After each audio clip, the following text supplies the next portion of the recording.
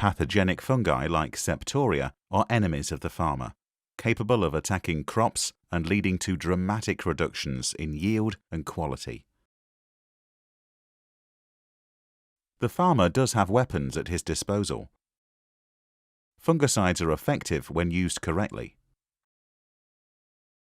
However, there can be a problem. Fungi are living organisms, and they can adapt to the chemicals we rely on to control them. And because fungal spores are produced in their millions, there are consequently many opportunities for genetic changes to occur.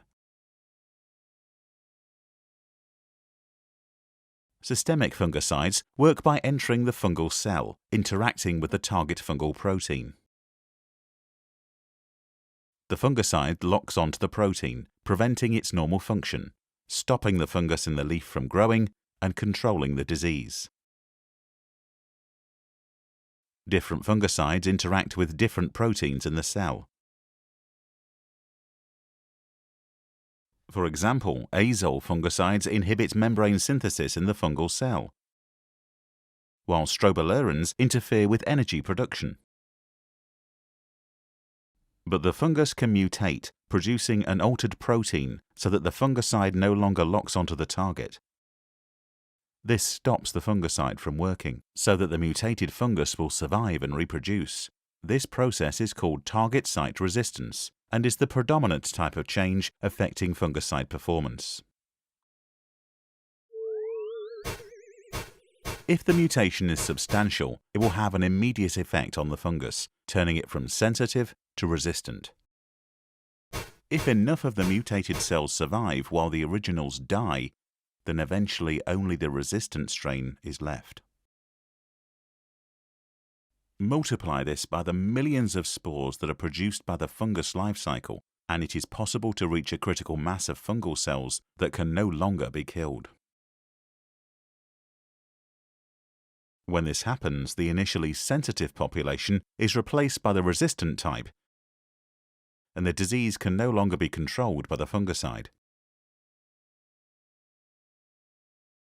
But sometimes the process takes place gradually. A slight change in the target protein may begin to reduce the effectiveness of the chemical. Over time, further small changes in the protein can occur, so that it becomes more and more resistant.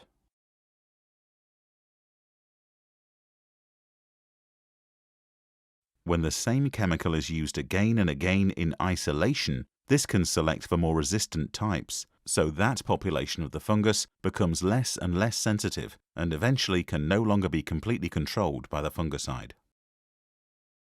Increasing the use of the same chemical in an effort to maintain performance can actually increase selection of the gradually mutating fungus spores, leading to a reduction in disease control and loss of yield, and the farmer won't know it's happening until it's too late.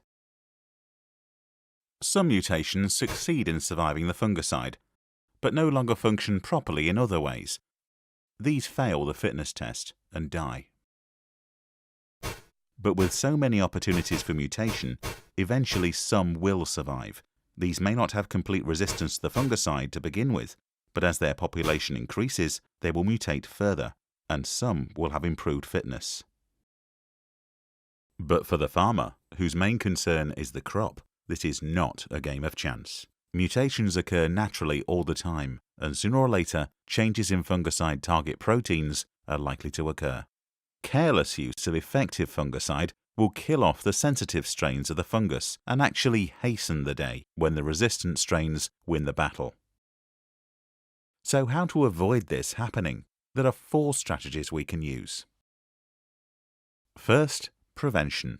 By using the fungicide before infection, we can prevent the infection happening rather than try to cure an outbreak that's already occurred. Prevention can avoid the really huge number of spores developing in the first place. Second, limitation. Limiting the number of applications will help prevent resistant strains rapidly increasing within a fungus population. The third is mixture. Using a combination of types of chemical helps to avoid a resistant mutation multiplying. If one fungicide doesn't get them, another type will. The final strategy is alternation. Alternating fungicide types provides more chances to kill a mutant strain. If they survive one product, then a different type may well be effective. The stakes are high. With 9 billion mouths to feed by the middle of the century, it is absolutely essential to increase the yield of staple foods like wheat. The loss of an effective fungicide would be a major setback, and only careful use of these vital products can help avoid this happening. Remember, these fungicides are a key weapon in controlling disease and thereby securing crop yields. Developing new compounds is a long and arduous process, and the farmer could find himself left defenseless for many years. This video was produced for BASF in collaboration with the National Institute of Agricultural Botany, NIAB, and Rothamsted Research.